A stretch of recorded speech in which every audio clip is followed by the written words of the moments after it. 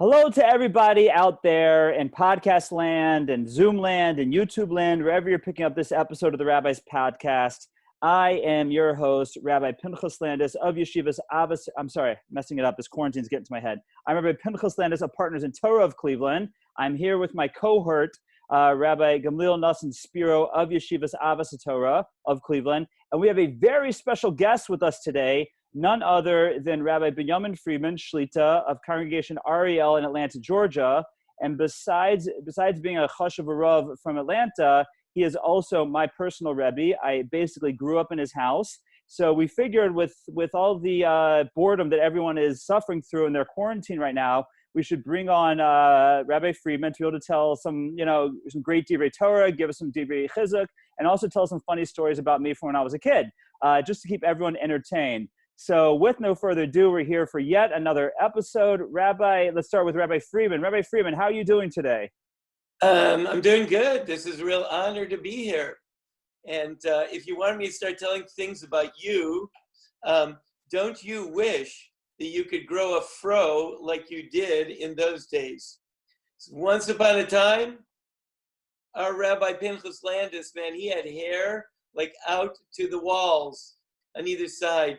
And now it looks like he is scrambling around to hold on to whatever he can still maintain. Exactly. Since this is a video and since I have this available on my phone, we'll just show a picture there as well as it comes through. That was Rabbi Landis in high school. That's one picture, and just here's another one. This is for your quarantine pleasure.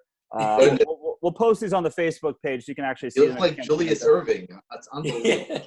Yeah, but I did not play ball like Julius Irving. That's for sure. Not at all.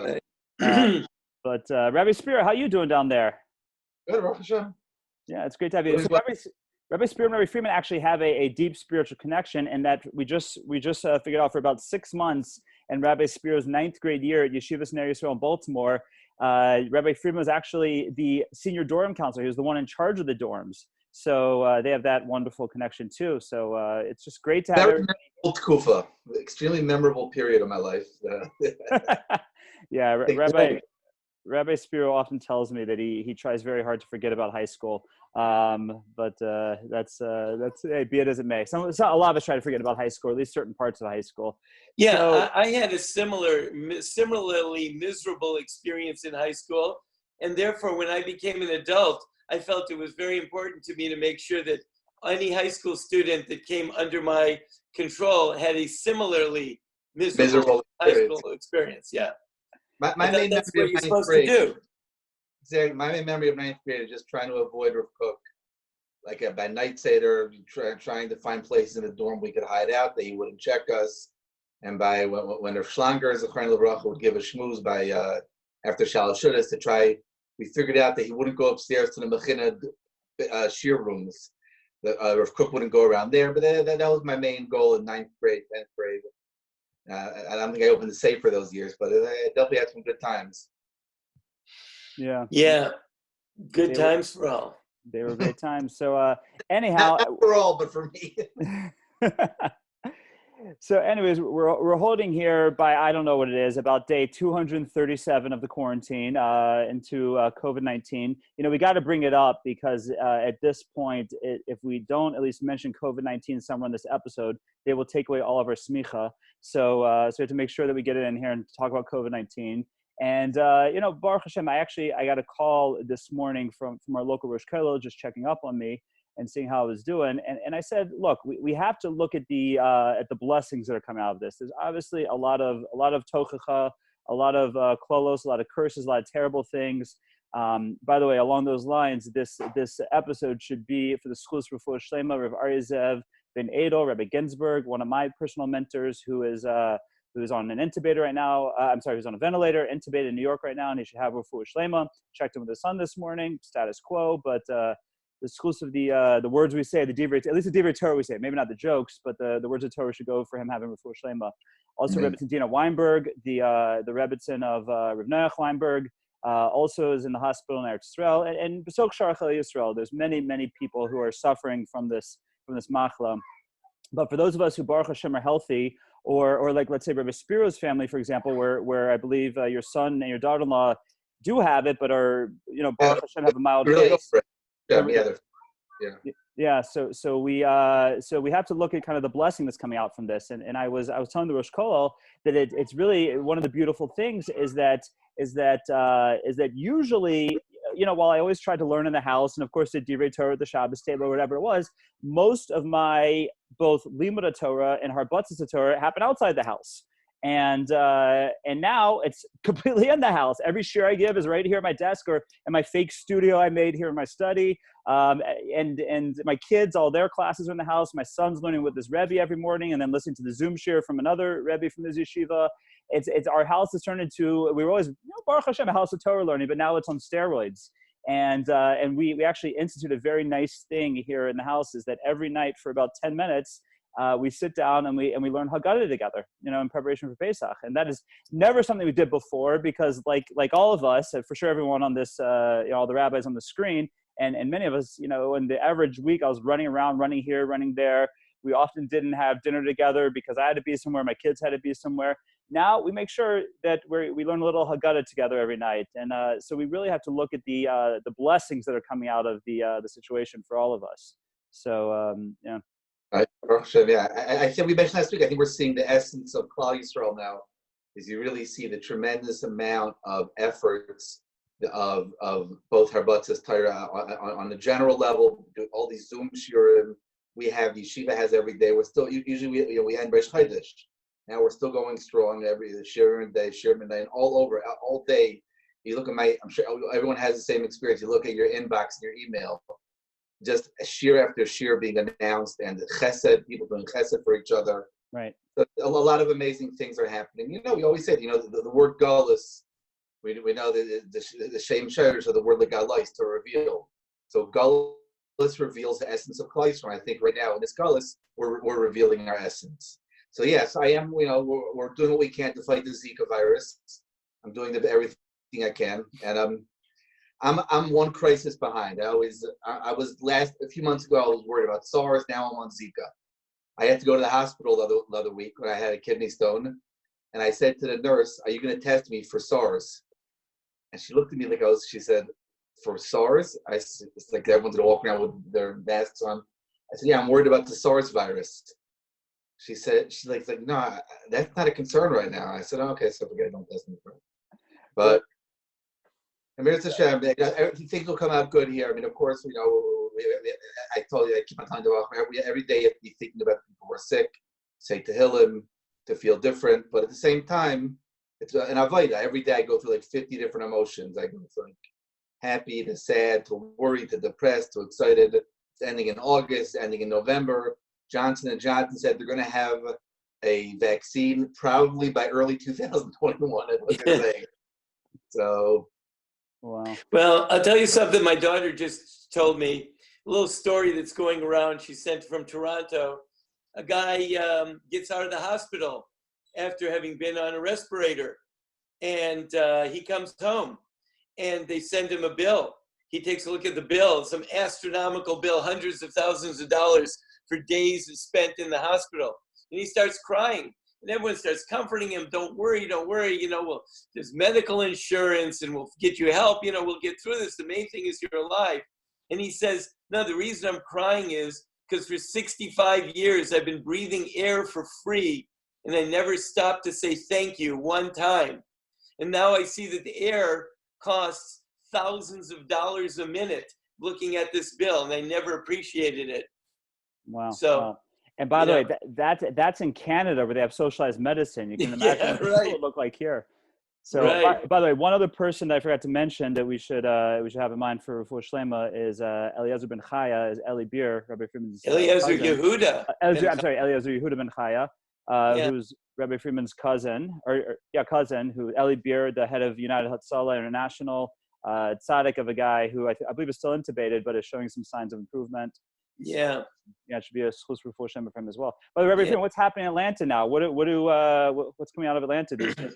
Well, a lot of interesting stuff. What I'm trying to tell people, and everyone is trying to see the good in what is going on. So I see that. Yeah, right. So I see that we don't see the good yet. But if we have a hard stop, which is, what happened, the world had a hard stop. I mean, just shut down. So all of our institutions, I'm sitting in an empty shul, and the shuls are shut down, the kolim are shut down, driving around restaurants, everything is shut down. And it seems to me that something else new and different, and I presume better, because Hashem loves us, so it's going to be better. Something new and better will take its place. And what we're really all afraid about is that no one knows what that is. And we're all afraid of the future. But if we had a little bit of confidence and some emunah in God, and we could trust the fact that he's shutting this down because he's got something better in store for us. So whatever it was, maybe it needed to be shut down. Maybe it was not healthy. Maybe it was going in a bad place, in a bad way. So we're looking forward to something good. And, I don't know when that's going to come. I hope it's soon. But I'm working on being confident that what's going to replace what was shut down is going to be a lot better than it ever was. And we'll go, thank you, Hashem, for shutting it down.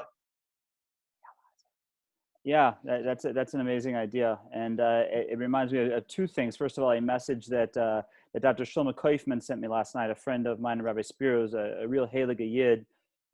He sent me, it was a voice note that a father sent to his family, kind of with his reflections on the situation. And the two things that he really focused on, by the way, this person was clearly in New York, but learned in Ner Yisrael. So, because he started telling the story about the Kazmans, who slept 45 minutes every day to bring their kids to yeshiva. But I don't know who it is. Maybe I'll send it to you, Rabbi Friedman, maybe recognize his voice. But at least one of the takeaways that I'm entering, my daughter, my oldest Ayala, is heading to seminary next year, and then Mitzvah Shem will be holding by Shidduchim. And Rabbi Spiros already is 80, and Rabbi Friedman's already is 80 a few times over. And Rabbi Spiros also a few times over. I think 3 grandkids, 4 grandkids. What are we up to? 4. Right. So you've been there in Baruch Hashem. I've been at 1 Spiro Chasna, and I've been at all 4 Friedman Chasnas so far. And Mitzvah Shem, I'll be at the 5th one in June. April's all healthy, and who knows? But by the way, it's a beautiful thing because Chaim Yosef is getting married on June 17th, which is mine and my wife's 19th anniversary. And for those of you who know the Jewish calendar works, every 19 years, the English date and the Hebrew date are either the same or off by a day. So it's our Hebrew anniversary and our second anniversary. The Mitzvah Shem be celebrating either together or on Zoom with Chaim Yosef and the Kalasso. But one of the amazing points, it's again, like the Mesilas Yesharim says, these are Devarim Pshutim, these are simple things, but sometimes we need to speak them out. But Klal Yisrael, with the situation we have in America, where we've never, ever had in world history as good as we have it right now. I mean, they talk about the golden age of Spain. It didn't hold a candle to what we have right now. You talk about Poland, when the Jews first got there, and they referred to as Poland. Here we're going to wait out the exile. Doesn't compare to what we have now. Never, ever. When Napoleon emancipated the Jews of France, never. When the Jews were emancipated in Germany, never. Again, never. But the flip side of that is we've reached a level of tremendous affluence. Baruch Hashem with tremendous tzedakah also. But there is a lot of gashmias, and with Hashem shutting everything down, a lot of gashmias was shut down in its tracks. Number one is the weddings. These weddings that people used to spend. Even Baruch Hashem, the Friedmans and the Spiros have set wonderful examples for people like me on how to make a wedding, on not to go into ridiculous debt, on following the takanas of the enactments of the Matzah Torah, in a beautiful way. But many people don't do that. Many people go into Hak and take out loans and put on weddings that they can't afford. And the Rebbeinu Shalom said, I don't want that anymore. Zoom weddings. Let's do Zoom weddings to get this figured out. And the other thing is something that always annoyed, actually, I think we brought it up in last episode, but Pesach programs. We have different experiences with Pesach programs, but Rabbi Spiro is not so against. I'm not such a fan. But again, the Rebbeinu Shalom said, I don't want it. At least not this year. I don't want it. So I wouldn't say I'm a fan or not a fan. I think I had a good friend of mine, his brother-in-law, is people are losing tremendous amounts of money. Right. There's people who make this person I know. He makes basically his whole year. He makes a very nice salary, Baruch Hashem, but it's basically all on his Pesach hotel. Yeah. So it is a. It's rough. And I don't know, who knows? You know, they go in the Gemara. They say Al Ma of the Haaretz, right? They have the Gemara and Gid and the Gemara Nedarim. Today we're not holding there. I don't know. We can't. You know, it's always that double-edged sword. The Rebbe Shalom is talking to us. That's obvious. The difficulty is discerning what he has to say. That's always a challenge in this dar. Right. I know from my Rebbe, I know from Shalom Kamenetsky, he's been very strong about just the idea of recognizing the lack of control. That's what Shalom has been emphasizing the whole time. I spoke to him yesterday. He told me. How's he doing? He's okay? He's doing much better, yeah, Baruch Hashem. He's not feeling great, but it's a very long process. His fever's gone. He sounds He's not young. What is he, 70 years old? No, I think he's 67. Yeah, close to 70. But he said to me, everyone knows I'm home all day now. So he said, the phone, I feel badly. Like I'm trying to minimize. He called me back last night. I'm trying to not call him again. He told me the phone from like 8 in to like 1 at night. He's on the phone straight the whole day. But he is feeling much better. Baruch Hashem, much better. So it's a. You know, for me, I do not have my connection to Shalom Kamenetsky just comes from my years in Ariel when he used to come for Berkowitz family simchas, and it was always wonderful. And it was more of I got the connection through the yeshiva of being able to hear his shiurim. But you know, for me, through you, I get the personal connection because you can one of the greatest compliments of a Talmud is we can see the words and see the ideas of the Rebbe come through the Talmud. And I actually had an experience like that this week that I texted over to our Friedman family chat, that Rabbi Friedman's drasha last Erev Shabbos on Zoom focused on an idea. And it happened to be a day or two before I posted the same exact idea on my social media feeds. And I said that, or Rabbi Friedman said, but somehow with me being his Talmud, I was mechavan to it, that anybody who's walking around saying, I can't wait for life to get back to normal, is just missing the message here. That the Rebbeinu Shalom does not want us to get back to normal. The normal was not okay. And therefore, we have to just realize that and be able to find those things that first of all, the situation is forcing us to be better on, and continue to do better at those things. That's really what we have to do. Right, for sure. Yeah, I think that everyone has had experiences that they're going to treasure for a long time. Everyone I've spoken to who has attended a chasana of 20 people or less has found it the most moving experience in their life. I went to a vort last night, an online vort, where everyone had to send regards. The whole vort took place on WhatsApp, and it was the best vort I've ever been to. Beautiful. It cost nothing, but everyone sent a little something of themselves. And it was wonderful, and everything, the chassan and kala, Emir Hashem, they should have a happy life. Everything should be good. But we're finding out about what's real and what's not. And, a lot of things are going to change, God willing. Things will change when this is all over. We're not sure what direction. But, I think we're having our eyes opened up. And that's one thing for sure. The Ribono Shel Olam is so powerful. I cannot imagine that there was a single person on the planet that ever envisioned this, in the swiftness that it happened, and the all-encompassing power. Every country, every social and economic class, every political orientation, everyone, everywhere, so totally disrupted in such a small thing. By what? By a little virus that you can't even see. Just amazing. Rav Hutner writes, he says that all binyan comes from korban. Yeah. The nature of binyan is something that comes after something was destroyed. After Bayis Rishon was Shabbos HaGadol, and after Bayis Sheni was Torah Shabbal Peh, the Mishnah, and the Gemara. And this is also, we have to believe that there's going to be binyan here. And it's really, what will it be is really up to us.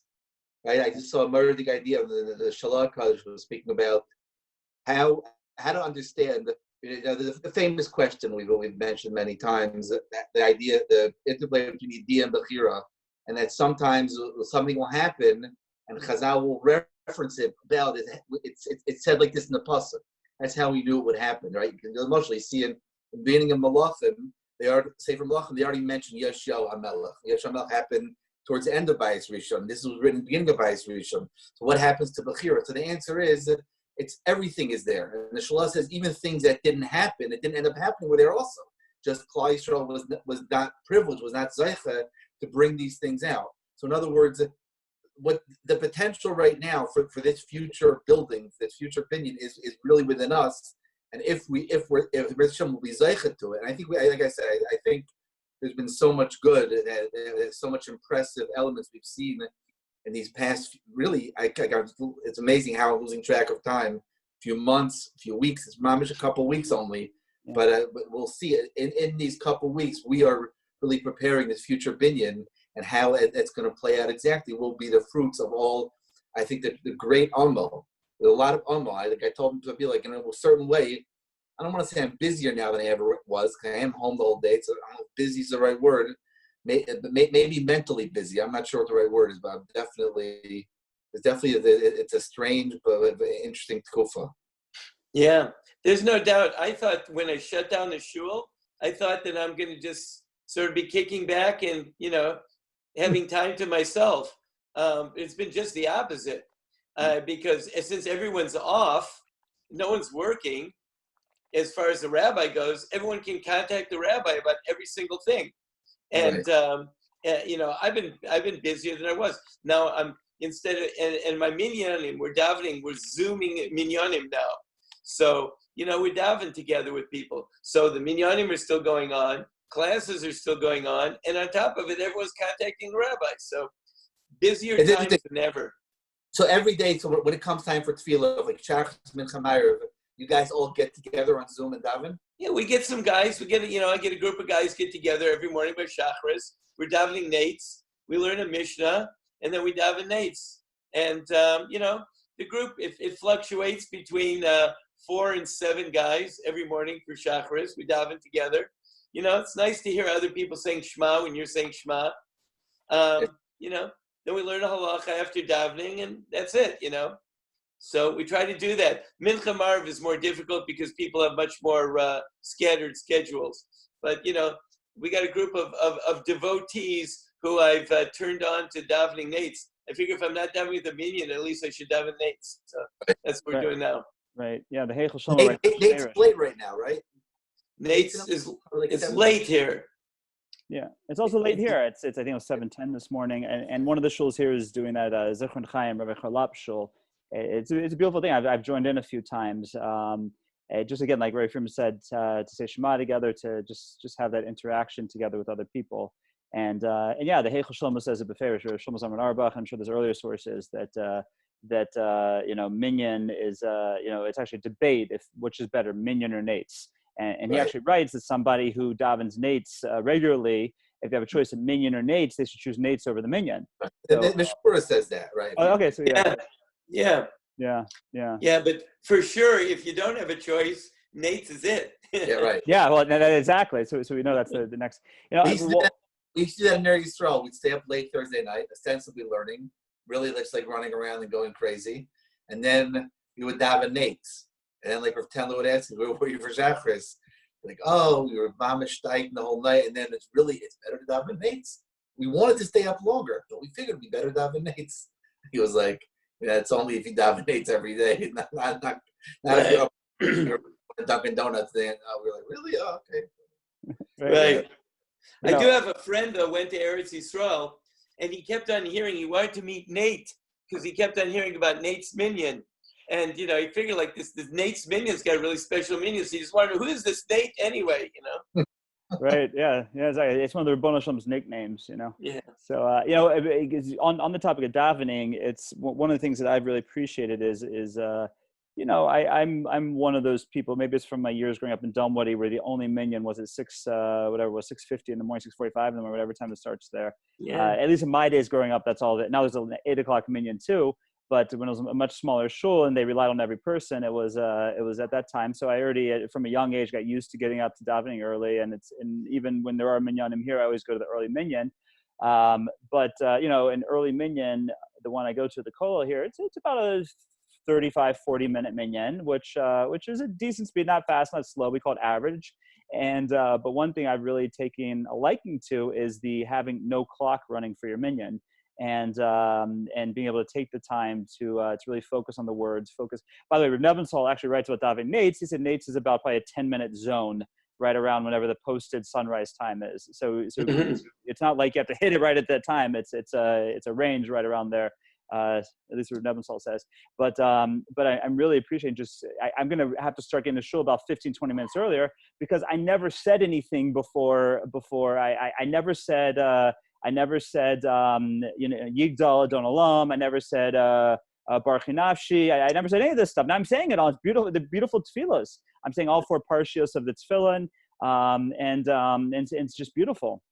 And for me, I through doing that, words are just jumping out at me that I've said 3 times a day, every day for the past 25 years or more.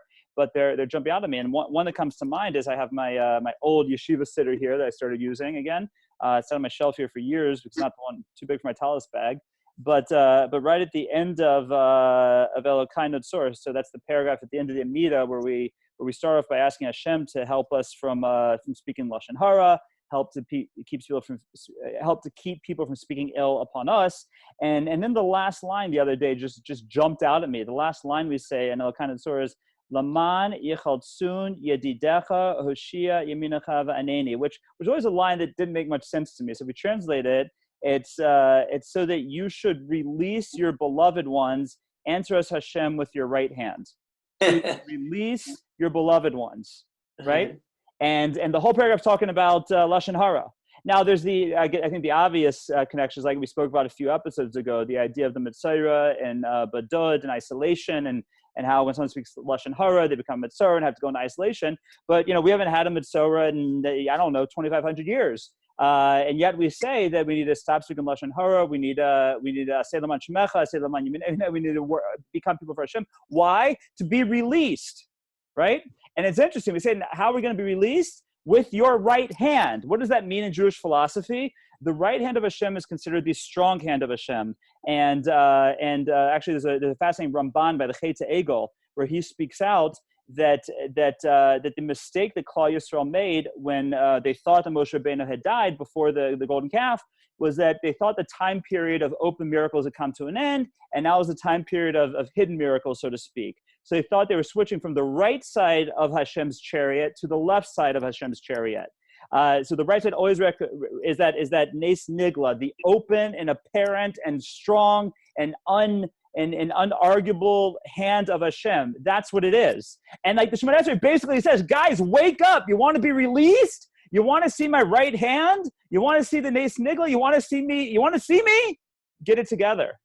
And look, I'm sure we all by now saw the clip of the senator from Oklahoma, saying "Esayinai" on the floor of the Senate.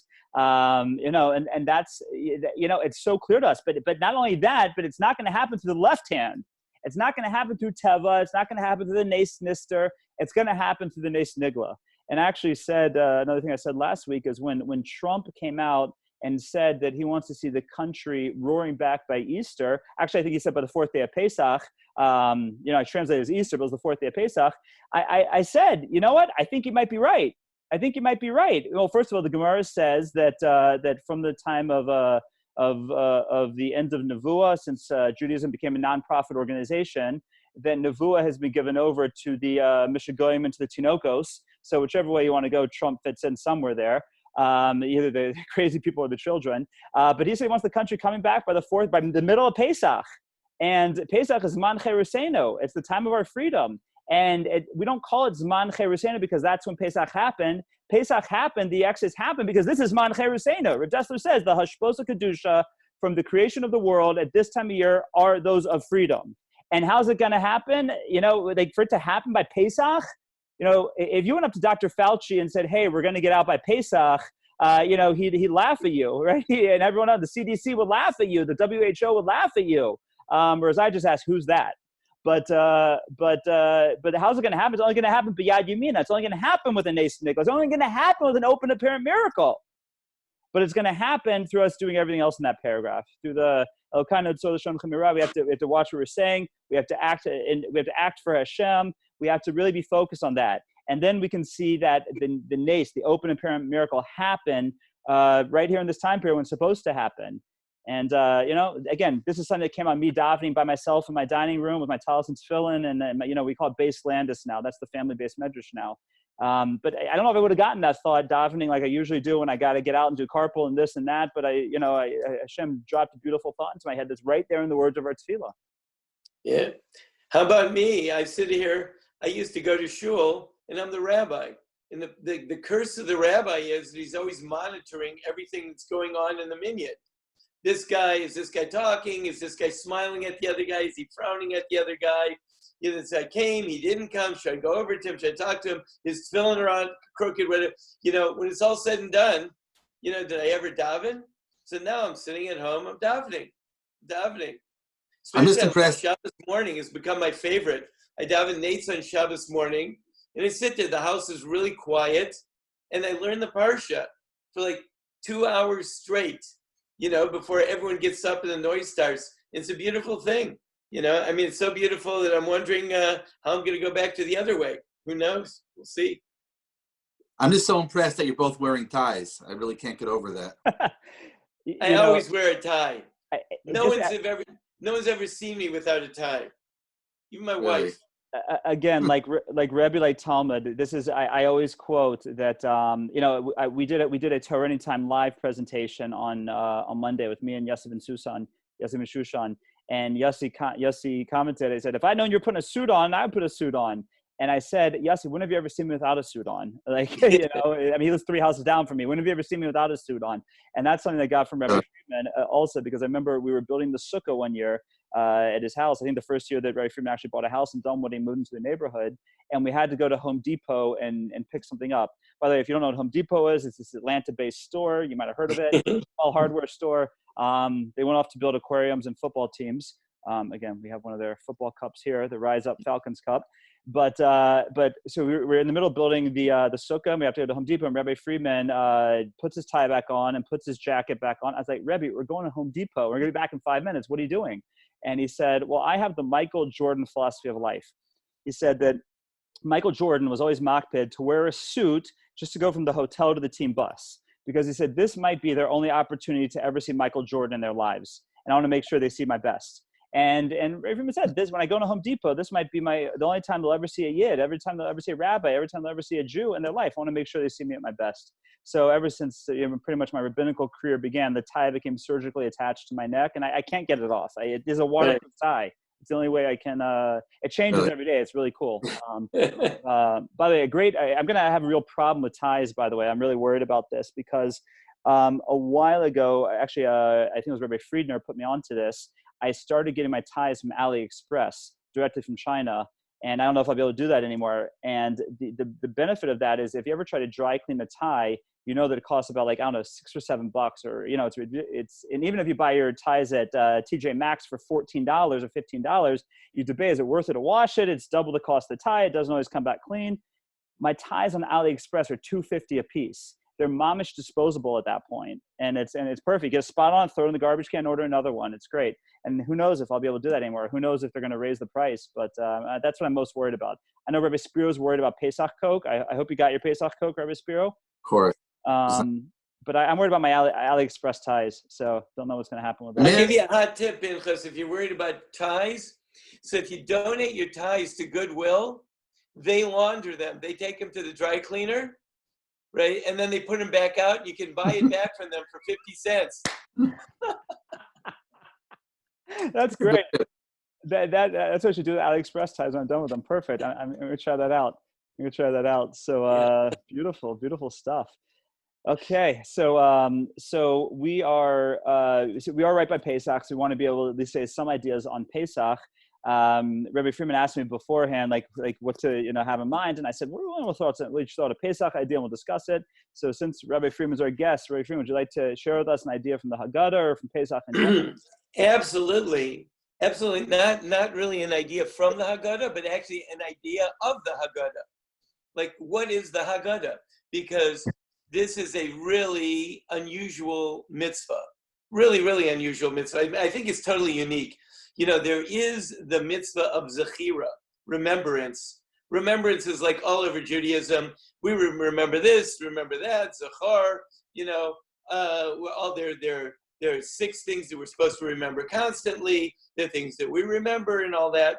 And as a matter of fact, even the Exodus of Egypt is one of those remembrance type of things. The Haggadah itself talks about it. Rabbi Elazar ben Azariah said that he had to battle with the rabbis to convince them that we're supposed to remember the Exodus of Egypt every morning and every evening. And it wasn't until Ben Zoma came along that he was able to convince them of all that. But this mitzvah of the Haggadah is different. It's not remembering the Exodus of Egypt. That we do every day. But it's actually relating, telling over, communicating the mitzvah, the story of our Exodus from Egypt. And that is really unique. I don't know of anything else in the entire Torah that compares to that, except maybe Vishinantam Levanecha, that you should teach it to your children. But here we have a mitzvah that one time a year, we are obligated not to remember the Exodus from Egypt and not to do any observances like put on tefillin or mezuzahs on our door, but to actually relay it to our children.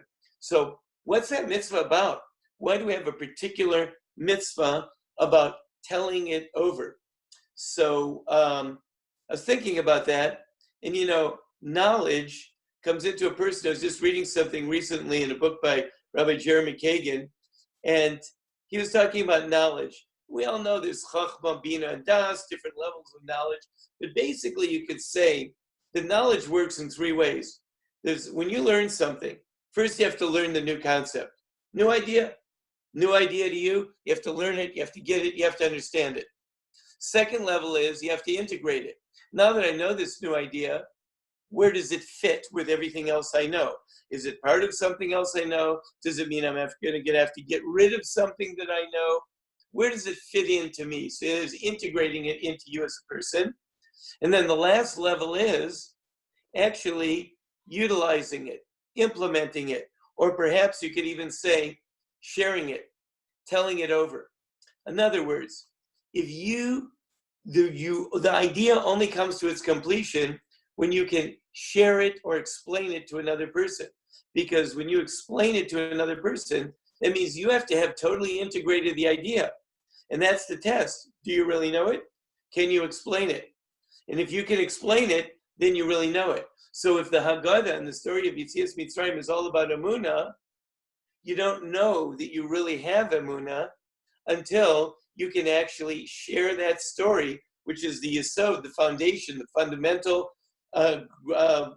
underpinning of all of our belief in God, and everything we believe about God all comes from the Exodus of Egypt.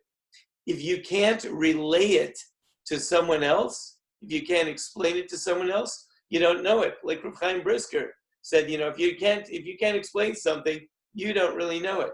So once a year, God says, okay, here's your test. You can say, I believe, I believe, I believe. Do you really believe? If you can explain it to someone else, then you really believe it. Which reminded me of a experience that I had the first summer I came to Atlanta, Georgia. It was transformational. We did a seed program, and we were teaching people who didn't know a lot about Torah. And I was taught a lot of classes. And when I went home, I noticed that I would ask myself, went home, meaning back to Yeshiva Lane in Baltimore. I was learning in Kollel in Ner Israel.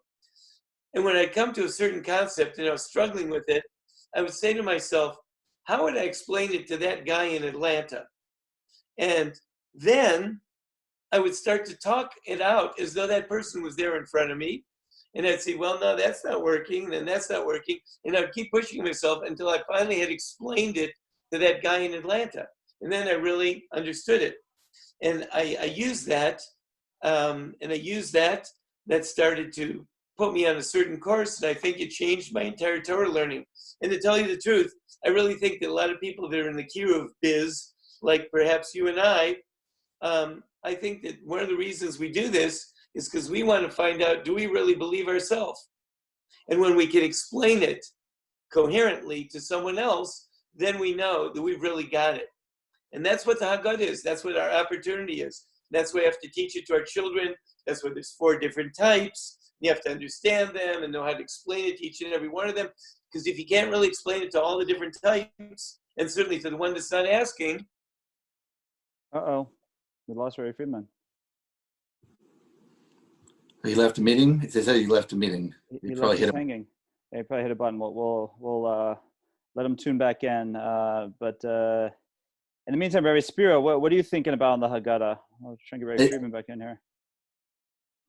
I don't know if I should start with that. I don't want to. I'll just comment on something he was saying. It's interesting. Rabbi Kamenetsky, they put a parish Haggadah of the Rosh Yeshiva. So one of the Rosh Yeshivas was Yaakov, the Rosh Yeshiva Torah Vadas, and they asked him, why do we bring down the story of Elazar ben Azariah?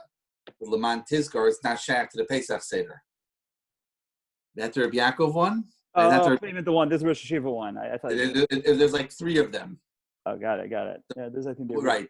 There was one with Rabbi Yaakov in it. So the Rabbi Yaakov answers that he said it's not shaykh to that God really, but it's expressing an idea. He says obviously the mitzvahs of Leman Tizkar and the Haggadah Levincha are related. He said the Haggadah Levincha is like the locomotive, and that pulls the rest of the year. And then the rest of the year we mention it briefly every day of the year, 353 days. Actually 354 days. We mention the mitzvah briefly by Kriya Shema, like the Rambam says, by morning and evening. But it all stems from this one night of the year when we have that mitzvah deraisa, and that's why the Baal Haggadah included this paragraph, which the Chayra would seem to have no place in Haggadah. Right, beautiful. Rabbi Friedman, thanks for tuning back in. Rabbi Spiro was just commenting on what you were saying, and it's really. Did you have more to make sure you got to finish your thought there before we go? I really just I was just saying that how important the mitzvah is, this particular mitzvah, and it's really that mitzvah that we should use this all the time. This is our test. Have I really integrated it? If I can explain it, and like I said. That's the beauty. I think a lot of teachers do this. I think a lot of kiruv people do this. It's a check. It's a test on your own emunah. Can you really convey it?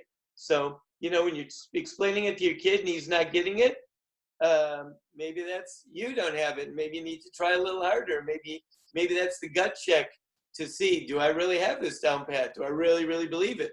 Am I not just repeating words? Yeah, beautiful. Very nice. I know there's an idea that I often quote about how when many of us come to the Seder, we really have an obligation to take the time to prepare for it. One of the things that I've really been focusing on is the Haggadah. Not with my family, we study at night, but even in the mornings after I daven, I learn a different section of the Haggadah. I'm zocheh to have, which is my humble opinion after all the years, the best Haggadah in the world is the Masifta Haggadah. Depending on where you are, I don't know if you can get this before Pesach at this point, but this is, in my humble opinion, the best Haggadah of all time. My daughter was looking and said, what is that, a Mikros Gedolos Haggadah? And it's almost what it is. Got everything in it. It's beautiful. And I've just been going through it. I've been going through, just starting with Seder Lamad, which is the main part of the Haggadah, and going through it, just underlying new ideas, new thoughts you'll say over the Seder. Because for some people, they, let's say someone who's 60 years old, 50, 60 years old, well, they'll have the same Seder, but 60 times over in their life. But it's very important to make sure the Seder is different every year. And through those different ideas and nuances and ideas, we're able to convey the idea in a different, better, more holistic way to our children. It's like Rabbi Friedman said, to show that it is 100% for real. I also have the privilege of teaching to all types of different people all the time, and there's one group that I learned with that we were originally going to when we started the group. We started recently, actually shortly before Purim, I believe. We're going to do Gemara. That was the plan. This person really wants to learn Gemara, and there was another person in the group with a little more experience, and we started, and there were so many questions coming up about like Torah Shabbal Peh, and what is the Gemara, and how's it written, and what's this, and understanding that I said, let's take a few steps back before we go here.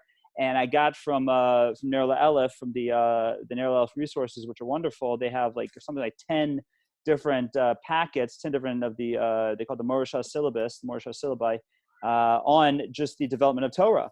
And we've been going through that, and it's been, I hope they're getting something out of it, but for me, it's been great just to go through it again, to chazer it over, how we got here. how we got here in 2020 and 5780 with a room full of Sfarim from the position that we were just 50 days from now, or 50 plus 3, whatever it is, 5, 10, whatever, a week, of having just the Torah, of having just the image had just this. There's a Dibros, but after Moshe passed away, just the Torah. Literally went from 5 books to a library full of books, and millions of books. And how do we get from one point to the other?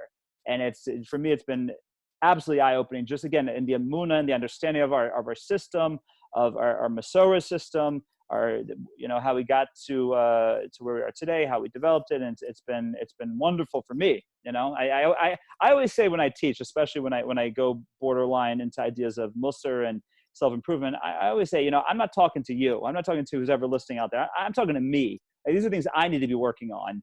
And so I love that idea of the Seder. It's obviously about conveying it to our children, but by conveying it to our children, we're showing that we got it.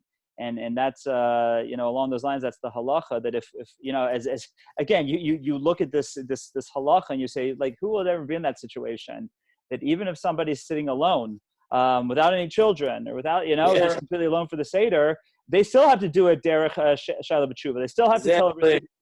Well, who's the halacha talking about? Well, it's talking about, unfortunately, some people this year, and they're still going to have to say it over, to fulfill the mitzvah. So I love that idea, Rabbi Friedman. Thank you. Rabbi Spiro, before we wrap it up for today, do you have any thoughts on the Haggadah or Pesach that you'd like to share with our listeners? I'll just say a brief idea. So it says, it's really not mine, it's from the Maral. The Maral in his Shabbos HaGadol drasha. So yes, the pasuk in Mishlei, it says the Shlomo HaMelech writes, "Mashma Mashem B'nai." It's in the 30th parak, right? The Shlomo HaMelech says, "What's his name and what's the name of his son?" Those Mepharshim find difficult that pasuk. What does it mean? Who's it talking about? What's his name? So the Maral says that doesn't mean what is his name. It's not asking a question. It's saying Ma Shemai. Hashem's name is Ma. What does the name Ma mean? The Maral has this in a few other places. Chachma, Behema. The word Ma speaks about an idea of an unlimited element. And the difficulty is, the question is Ma Shemai. Hashem is unlimited. He has an unlimited element to him. And the fundamental question is, as Shalom always tells me, life is about relationships. So how does a person relate? How does a finite person relate to the infinite? It's one of the major questions that life is about.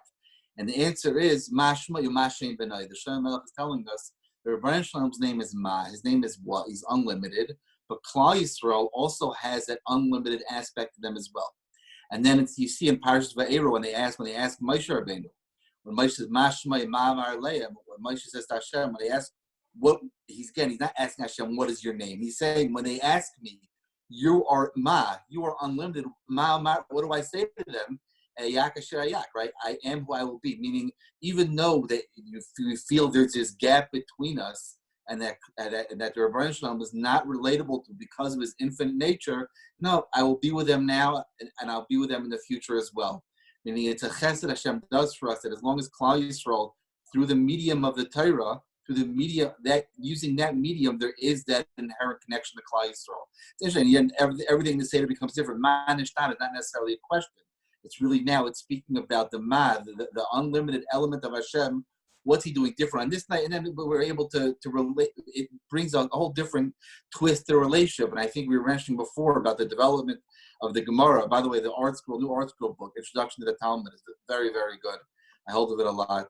But not that they need my eskama. You have that too. Wow, you have everything there right in front of you. I like that. You see what I've been busy with lately. Yeah, you have a Seder plate also in your pocket, like just to whip out right now. Yeah, I'll bring me a Seder plate. So I think the greatest, if you don't want to ask you, what's the greatest accomplishment of humanity, right? In the 57-something hundred years the world's been around, 5780. What's the greatest accomplishment of humanity? In my opinion, it's Shas. Right, the idea of the Shizas of your Mishnah and Talmud Bavli, even more than Yerushalmi, the idea of Shas is the ultimate expression of Klal Yisrael taking something from Hashem and then relating it to Hashem.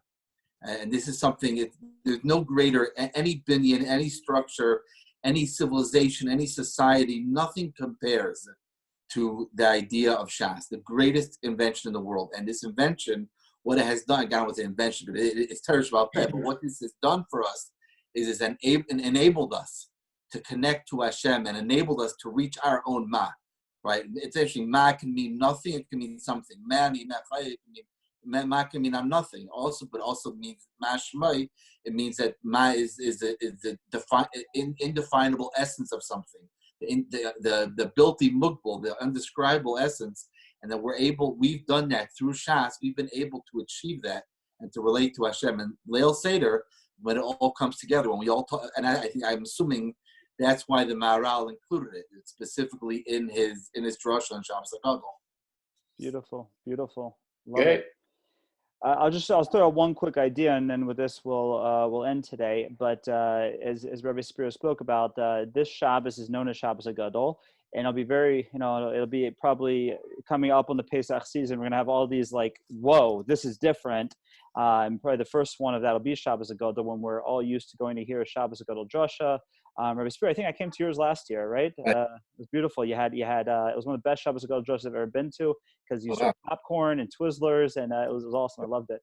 It was great. Remember the Shalosh Shudas? What? I didn't stay for the Shalosh Shudas. I went home for that, but I did. It was a great Shalosh Shudas. But it was a beautiful Shabbos HaGadol drasha with your yeshiva bachrim. But when I was, as I always say, Rabbi Spiro and I are both congregation rabbis in recovery. Rabbi Spiro had a congregation in Buffalo and then in North Miami Beach, and I had my congregation in Cincinnati. But Shabbos HaGadol, what? Aventura, whatever. Aventura, right.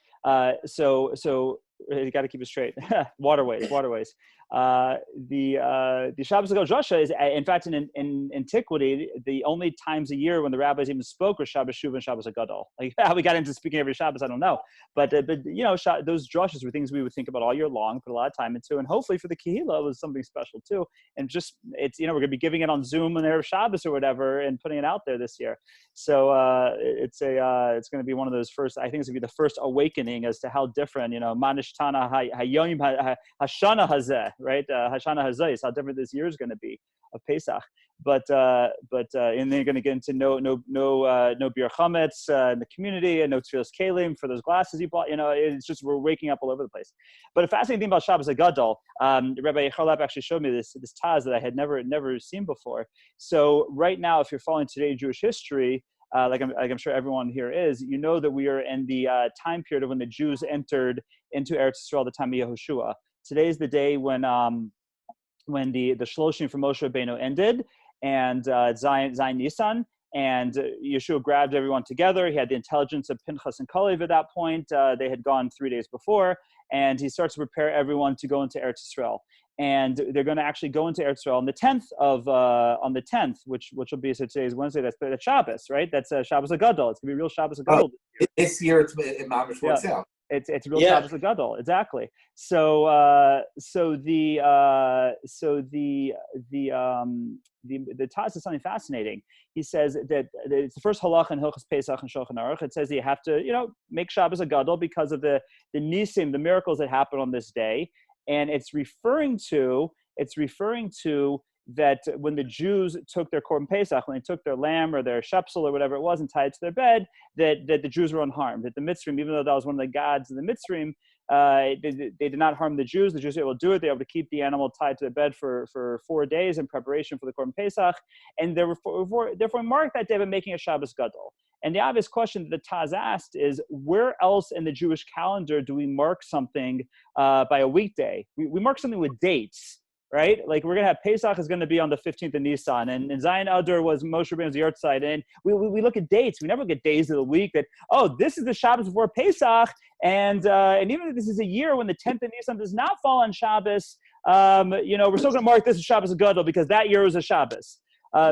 Famous questions. The Taz gives a great answer. The Taz says the reason that the commemoration of this event of the Jews being unscathed when they took the Korban Pesach in preparation, the reason we commemorate it on the Shabbos and not on the 10th of Nisan is that we shouldn't get confused with the 10th of Nisan of when Joshua took the Jews into Egypt, because that's not a Yom Tov. That's not something we're supposed to commemorate right now. And we are supposed to commemorate when the Jews brought the Korban Pesach into their house. So I think we've talked about this idea before. I gave it, if you're interested more in this topic, I gave a shir that's available on Torah Anytime called "The Magic Number is 5." That in the Seder you would think that the magic number is 4, but really each 4 has a hidden 5. And the basis of that hidden 5 is the Havesi, the fifth language of redemption. And it's a question if it's really if we were ever really brought into Eretz Israel, into the land of Israel, and the way we were supposed to be. Because yeah, we went into the land of Israel, but we never had everything, right? We never had the Jewish people in Israel with the Beis Hamikdash, with a benevolent king, with a benevolent Kohen Gadol, with a benevolent Sanhedrin, we never had it all. The closest we were a few years with Shlomo Melech before he married Bas Paro, but we never got there. So we're not sure, did the Vavesi happen, did it not happen? And that theme of 5 is throughout the Seder. Again, check out that shir on Torah Anytime if you're interested. But right along those lines, I think that's what the Taz is saying, is because we don't know the Havesi is that I brought you in is one of the languages of redemption. Therefore, we don't make it a yontiv. We don't make the day they went into a yontiv. So much so that we had something else that happened on that day 40 years before, and we don't commemorate on the calendar day because we don't want to make the mistake. So just a fascinating lesson about about how Shabbos HaGadol is a minor yontiv that is different than every other yontiv, in that we look at the day of the week that it happened as opposed to the calendar day. And it's just a fascinating taz that I came across that Rabbi Chalap showed to me along these lines. But check out that class on the hidden magic numbers 5 if you want more information on that. And for everyone who tuned in here today, we just want to thank you so much. I want to thank Rabbi Friedman for being our guest. Hopefully we'll get you back on the show soon. It's a funny thing. Rabbi Spiro and I have been talking. We've been doing the podcast. Lag BaOmer is going to be, Shavuos is going to be our second anniversary, Rabbi Spiro. We put it out right before Shavuos 2 years ago. And we've been talking about, I think our goal was to once a month have a guest. And we've done it once. Like, this is our second time. We had Rabbi Abraham on once, and this is the second time I've had a guest. But we want to thank you, Rabbi Friedman, for doing it. We hope to have more guests. We hope to have you back on the show. And for those of you watching, please be sure to like this video. If you're watching on YouTube or Facebook, please be sure to like the podcast, to leave a positive review, to share it with all your friends, because we want to make sure everyone knows that the Rabbi's podcast is the best podcast in the world. And in the meantime, have a Chag Kosher V'Sameach. The best one. It's the best. It is. A folk of podcasts. Right. And by the way, you can get all our podcasts on Zoomcast.com, because we have 4 podcasts now between me and Rabbi Spiro. Check those out on Zoomcast.com.